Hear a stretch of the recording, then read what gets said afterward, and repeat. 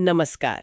आज हम एक ऐसी कहानी की तहों में उतर रहे हैं जो डर, रहस्य और इतिहास के धागों से बुनी हुई सी लगती है। हाँ, बिल्कुल। हमारे पास जो स्रोत है वो असल में YouTube channel majestic movies Hindi पर अपलोडेड एक हॉलीवुड हॉरर थ्रिलर के हिंदी डब का ट्रांसक्रिप्ट है। अच्छा। और मजे की बात यह है कि इसके टाइटल में द कॉन्ज्यूरर लिखा है, पर कहानी जानी पहचानी कॉन्ज्यूरर फिल्मों से काफी अलग है। हाँ, ये कई बार होता है डिस्ट्रीब्यूशन में। खैर हाँ, तो कहानी हमें ले जाती है सैलमन नाम के एक उदास से रहस्यमयी शहर में, जहाँ क्रिस्टिन नाम की एक लड़की पहुंचती है। ठीक है। ये शहर अपने अजीब इतिहास और एक कथित अभिशाप के लिए बदनाम है। मतलब कहा जाता है कि यहाँ लड़कियां अपने 18वें जन्मदिन के आसपास मर जाती हैं रहस्यमय तरीके से। ओह, ये तो क्लासिक हॉरर सेटअप है। हाँ, और ट्रांसक्रिप्ट पढ़ते हुए ना वो तनाव, एक अनजाना सा डर और कई अनसुलझे सवाल वो लगातार बने रहते हैं। बिल्कुल, माहौल बन जाता है। तो चलिए आज इसी ट्रांसक्रिप्ट के जरिए सालमन के रहस्यों को थोड़ा समझने की कोशिश करते हैं। हाँ, देखते हैं कि क्या निकलता है इसमें से। कि कहानी की परतों के नीचे क्या है और कौन सी बातें सबसे ज्यादा सोचने पर मजबूर करती हैं। बिल्कुल। शुरू कहाँ से होती है कहानी? कहानी की शुरुआत होती है क्रिस्टिन के सालमन पहुंचने से। ट्रांसक्रिप्ट में उसे कहीं कहीं स्टेफी भी कहा गया है, शायद डबिंग की गड़बड़ हो। हाँ, हो सकता है। वो शहर के इतिहास में, खासकर वो पुरानी चुड़ैल की कहानियों में काफी दिलचस्पी लेती हुई दिखती है। अच्छा, शुरू से ही? हाँ, और आते ही उसकी मुलाकात एक लोकल लड़के से होती है। नाम शायद राफेल है, लगता है किसी केयरटेकर का बेटा है। अब राफेल जो है वो शुरू में तो इन चुड़ैलों की कहानियों को अंधविश्वास कहकर टाल देता है। Typical local reaction. बिल्कुल, लेकिन वो शहर में हुई त्रासदियों का जिक्र जरूर करता है, खासकर जो लगातार आत्महत्याएं हुई हैं। ओके। वो अपनी प्रेमिका सूजन, उसकी मौत को आत्महत्या नहीं मानता, जबकि शहर वाले यही कहते हैं। अच्छा, तो वो क्या मानता है? उसका मानना है कि सूजन की हत्या हुई थी। ओह, ये तो शुरुआत में ही एक बड़ा रहस्य डाल देता है। एक बाहरी लड़की, एक परेशान शहर और एक लोकल लड़का जो शहर की कहानी पर पूरी तरह यकीन नहीं करता। हाँ, और ये सालमन नाम कहीं ना कहीं सैलम विच ट्रायल्स की याद दिलाता है ना? हाँ बिल्कुल, मैंने भी यही सोचा था। और राफेल का किरदार दिलचस्प है। वो वहीं का है पर सच जानना चाहता है। या शायद दुख में है और हत्या का एंगल उसे सुकून देता है। ये भी हो सकता है। हो सकता है, लेकिन ये शक और गहराता है जब हम शहर के उस कथित अभिशाप या सिंड्रोम के बारे में सुनते हैं। हाँ, या 18 साल वाला पैटर्न। हाँ, ट्रांसक्रिप्ट से ये पैटर्न साफ दिखता है। 17-18 साल की लड़कियां मर रही हैं और ऑफिशियल कहानी आत्महत्या, डिप्रेशन से जोड़कर। हाँ, गहरे अवसाद से। लेकिन सवाल ये है कि क्या ये सिर्फ अवसाद है या वो शहर का पुराना अभिशाप, या कुछ और ही जिसे छुपाया जा रहा है? बिल्कुल। कहानी में डॉक्टर वैगनर नाम का एक किरदार भी है। अच्छा। वो दावा करता है कि इन घटनाओं पर रिसर्च कर रहा है, पर उसका रवैया बड़ा अजीब है। मतलब शक होता है उस पर। कैसा रवैया? जैसे क्रिस्टिन उससे मदद मांगती है तो वो उसे शांत करने वाली दवा ट्रैंक्विलाइजर देकर टालने की कोशिश करता है। ओह, ये मदद तो नहीं लगती, ये तो मामले को दबाने जैसा लगता है। सही कहा। और दूसरी लड़कियां भी हैं, जैसे अमेलिया, वो भी नींद न आने की प्रॉब्लम से जूझ रही है। और उसका 18वां जन्मदिन भी करीब होगा। हाँ बिल्कुल, उसका भी 18वां जन्मदिन नजदीक है। ये नींद न आना क्या सिर्फ स्ट्रेस है या कुछ और? हॉरर फिल्मों में नींद न आना अक्सर किसी बाहरी बुरे असर का पहला संकेत होता है। हाँ, फिर एक सीन है जहां कुछ लड़कियां, जैसे उइजा बोर्ड होता है ना, वैसी किसी चीज से आत्मा बुलाने की कोशिश करती हैं, सेंस जिसे कहते हैं। Okay, classic scene. क्या होता है उसमें? तो काच पहले मेब सावा नाम की तरफ जाता है। मेब सावा, ये कैसा नाम है? अजीब है ना? मैंने सोचा शायद बेतशेबा का बिगड़ा हुआ रूप हो, जैसे असली कॉन्जूरर वाली बेतशेबा, या पता नहीं। हो सकता है, या बिल्कुल अलग कोई एंटिटी हो। और फिर जब पूछा जाता है कि वो आत्मा किसे मारना चाहती है, तो काच वो खुद की तरफ इशारा करता है। खुद की तरफ मतलब आत्मा खुद को मारना चाहती है या सवाल पूछने वाले को? ट्रांसक्रिप्ट से लगता है जैसे वो खुद की तरफ इशारा कर रहे हैं। बहुत डरावना है ये। ये बहुत दिलचस्प है।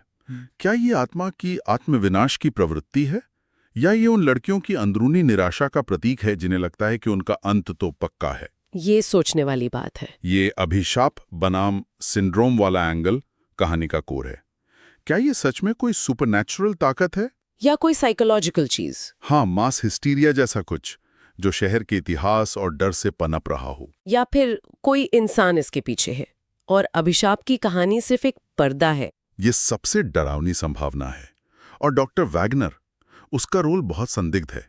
क्या वो सच में रिसर्च कर रहा है या सच को दबा रहा है? हाँ, उसका दबा देना शक पैदा करता है। कहीं वो किसी बड़ी साजिश का हिस्सा तो नहीं? और जैसे जैसे कहानी आगे बढ़ती है, क्रिस्टिन के लिए ये सिर्फ एक बाहरी रहस्य नहीं रह जाता। कैसे? हमें पता चलता है कि उसे गोद लिया गया था। अच्छा। उसके असली माँ बाप एक कार एक्सीडेंट में मर गए थे। और सबसे जरूरी बात, क्या? उसका 18वां जन्मदिन बस कुछ ही दिनों में आने वाला है। ओहो, तो वो खुद अब खतरे के दायरे में है। हाँ बिल्कुल। अब वो सिर्फ एक दर्शक नहीं रही, अब ये उसकी अपनी लड़ाई बन जाती है। ये कहानी को पर्सनल लेवल पर ले आता है। दर्शक का जुड़ाव बढ़ जाता है। वो शहर के इतिहास को और खंगालना शुरू करती है। पता चलता है कि ये जो सालमेंट शहर है, इसे 500 साल पहले अपनी जगह से हटा के बसाया गया था। रिलोकेट किया गया था। क्यों? ऑफिशियल वजह तो बाढ़ बताई जाती है, पर क्रिस्टिन को शक होता है कि शायद कोई और गहरा राज है। मुमकिन है पुरानी जगह पर कुछ दफन हो सकता है। वो इन मौतों के पैटर्न और अपने आने वाले जन्मदिन के बीच एक कनेक्शन महसूस करने लगती है। उसे लगता है कि जन्मदिन से पहले सच सामने लाना ही होगा, वरना वो अगली शिकार होगी। हाँ, और इस तनाव का असर उसके रिश्तों पर भी पड़ता है, खासकर उसकी गोद ली हुई बहन मैरी के साथ। मैरी भी शहर आती है? हाँ, वो बाद में आती है और उनके बीच टेंशन बढ़ जाती है। ये पर्सनल ड्रामा और सुपरनैचुरल थ्रिलर का अच्छा मिक्स वाक़ है। क्रिस्टिन का अतीत, उसका आने वाला जन्मदिन, शहर का रहस्य, सब जुड़ जाता है। बिल्कुल। और अपनी इसी खोज में क्रिस्टिन को लाइब्रेरी से एक बहुत पुरानी डायरी मिलती है। डायरी? किसकी? लगता है काफी पुरानी है। ट्रांसक्रिप्ट से ऐसा लगता है शायद उसने चुराई है, जो दिखाता है कि वो कितनी डेस्परेट है। क्या है उस डायरी में? वो 500 साल पुराने राज खोलती है। इसमें सोफिया नाम की एक औरत का जिक्र है। सोफिया? हाँ, जिसे समाज ने निकाल दिया था। उस पर जादू टोने का आरोप लगाया गया। क्लासिक, अक्सर ऐसा ही होता था। हाँ, शायद किसी बच्चे से जुड़ा मामला था। 9 लोगों ने, शायद जज या गांव के बड़े लोग रहे होंगे, उसे दोषी ठहराया और मौत की सजा दी। कैसे मारा उसे? लगता है जला दिया गया था। ओह। डायरी में आगे लिखा है कि सोफिया और शायद उसके साथ और भी औरतें मारी गई थीं अन्याय से। उन्होंने मरते वक्त गांव को श्राप दिया। श्राप? क्या श्राप? कि हर 100 साल में उन 9 जजों के बदले 9 जवान लड़कियां अपने 18वें जन्मदिन से पहले मरेंगी। 9 जज? 9 लड़कियां? हर सदी में? ये तो भयानक है, एक तरह का विकृत न्याय। हाँ, बदला। डायरी में जोसेफ नाम के एक आदमी का भी जिक्र है। उसे फांसी होनी थी, पर किसी वजह से बख्श दिया गया। जोसेफ? उसे क्यों बख्शा? क्या उसका कोई रोल है? पता नहीं, डायरी शायद पूरी कहानी नहीं बताती। ये डायरी अभिशाप की एक वजह तो बताती है। ये दिखाती है कि कैसे पुराना अन्याय और लोगों का पागलपन पीढ़ियों तक असर डाल सकता है। सही कहा। सोफिया का चरित्र, वो उस समय की कट्टरता का प्रतीक है। जादू टोना का आरोप लगाना कितना आसान था उन पर, जो अलग थे। बिल्कुल। लेकिन सवाल ये भी है कि क्या ये डायरी पूरी तरह सच है? सोफिया की असली कहानी क्या थी और ये जोसेफ कौन है? हाँ, ये पहेली का एक टुकड़ा है, पूरी तस्वीर नहीं। लेकिन क्रिस्टिन के लिए काफी है। हाँ, इसी डायरी से मिली जानकारी क्रिस्टिन को एक मिशन पर भेजती है। उसे यकीन हो जाता है कि अगर वो अपने जन्मदिन से पहले पुराने कब्रिस्तान या गांव के खंडरों में सोफिया के अवशेष ढूंढ ले और उन्हें ठीक से दफना दे, हाँ, तो शायद ये श्राप टूट जाएगा, आत्मा को शांति मिल जाएगी। ये भी एक जाना माना तरीका है हॉरर में। राफेल उसकी मदद करता है, पर यह आसान नहीं होता। मुश्किलें तो आएंगी ही। डॉक्टर वैगनर उनके काम में टांग अड़ाने की कोशिश करता है। लाइब्रेरी वाले डायरी वापस मांगते हैं, जाहिर अगर चोरी की है तो। और फिर अचानक क्रिस्टिन की बहन मैरी भी सेलमेन पहुंच जाती है। मैरी का आना ये कहानी में क्या मोड़ लाता है? पहले तो लगता है वो मदद करने आई है, उन्हें कुछ हड्डियां मिलती भी हैं। पहले शायद जोसेफ के बच्चे की, फिर शायद सोफिया की। कंफ्यूजन है थोड़ा। कहानी का क्लाइमैक्स तब आता है जब मैरी का असली चेहरा सामने आता है। क्या करती है मैरी? वो क्रिस्टिन को धोखा देती है, खुलासा करती है कि वो उस चुड़ैल या बुरी शक्ति के असर में है और उसने क्रिस्टिन की जान के बदले कोई सौदा किया है। ओह, बहन का ही धोखा। ये तो बहुत पर्सनल और डार्क हो गया। हाँ, और जैसे ही आधी रात होती है, क्रिस्टिन 18 की हो जाती है, मैरी उस पर हमला कर देती है। ये समय के खिलाफ दौड़ वाला सेटअप और उसमें सबसे करीबी का विश्वासघात, ये क्लाइमैक्स को बहुत इंटेंस बना देता होगा। बिल्कुल। मैरी की क्या वजह है? क्या उस पर कब्जा है या वो अपनी मर्जी से कर रही है? ईर्ष्या, गुस्सा? लगता है वो एंटिटी उसे कुछ देने का वादा करती है, शायद राफेल का टेंशन या कुछ और। बुराई इंसानी कमजोरियों का फायदा उठाती है, ये हमेशा सिर्फ डरावनी शक्ल में नहीं आती। सही कहा। क्लाइमैक्स के बाद के सीन थोड़े अस्त व्यस्त से हैं, तेज गति वाले। क्या होता है आखिर में? क्रिस्टिन भाग रही है जान बचाने के लिए, उसका पीछा हो रहा है। वो एक चर्च में छुपती है। चर्च सेफ हेवन या वहां भी खतरा है? वहां भी संघर्ष होता है। मैरी और वो हड्डियां भी शामिल होती हैं। फिर एक पादरी आता है। पादरी? वो क्या करता है? वो कोई रस्म या प्रार्थना करता है, शांति के लिए, पुरानी गलतियों की माफी के लिए। और क्रिस्टिन? वो बच जाती है, किसी तरह 18वें जन्मदिन की सुबह देख लेती है। तो अंत में हीरोइन बच जाती है? हाँ, आखिरी सीन में हम उसे सालमेन छोड़ते हुए देखते हैं। लगता है उसे कुछ शांति मिली है, पर वो थकी हुई है, सदमे में है। एक सीन में वो कुछ तस्वीरें देख रही है, शायद अपने असली माँ बाप की। अच्छा, तो उसकी पर्सनल कहानी का भी एक तरह का समापन होता है। हाँ, लगता तो है। लेकिन ये अंत थोड़ा अधूरा सा नहीं लगता? मतलब क्रिस्टिन बच गई, ठीक है, पर क्या अभिशाप वाकई टूट गया? हाँ, ये सवाल तो रहता है। क्या शहर अब सेफ है? मैरी का क्या हुआ? वो बुरी शक्ति का क्या हुआ? Doctor Wagner? इन सब का जवाब नहीं मिलता।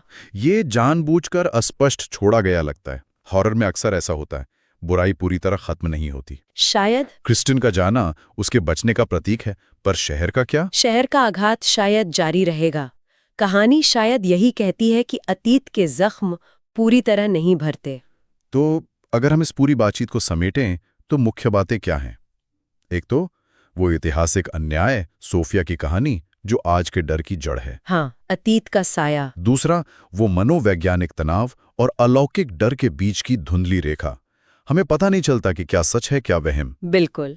ये सस्पेंस बनाए रखता है। तीसरा, ये क्रिस्टिन की बहुत पर्सनल लड़ाई है, अपनी पहचान, अपने अतीत और मौत के खिलाफ। हाँ, उसका सर्वाइवल। और जहां तक वो द कॉन्जरर टाइटल की बात है, वो तो लगता है बस मार्केटिंग गिमिक है। हाँ बिल्कुल, नाम बड़ा है तो शायद दर्शक खींचने के लिए इस्तेमाल किया हो, कहानी का लेना देना नहीं लगता। सही। बिल्कुल, ये सारे पहलू मिलकर एक काफी बेचैन करने वाली कहानी बनाते हैं। हाँ। और अंत में एक विचार शायद सोचने लायक है। ये ट्रांसक्रिप्ट याद दिलाता है कि कभी कभी सबसे डरावनी कहानियां सिर्फ भूत प्रेत की नहीं होती। वो होती हैं अतीत में हुई क्रूरता, अन्याय और समुदायों द्वारा दबा दिए गए रहस्यों की गूंज। सही कहा। और ये सवाल उठता है कि क्या अतीत को कुरेदना हमेशा सही होता है? क्या सच जानना हमेशा अच्छा होता है? या कभी कभी। हाँ, या कभी कभी कुछ दरवाजों को बंद रखना और कुछ रहस्यों को दफन रहने देना ही बेहतर होता है। क्या हो अगर अतीत को उजागर करने की कीमत वर्तमान से भी ज्यादा भयानक निकले?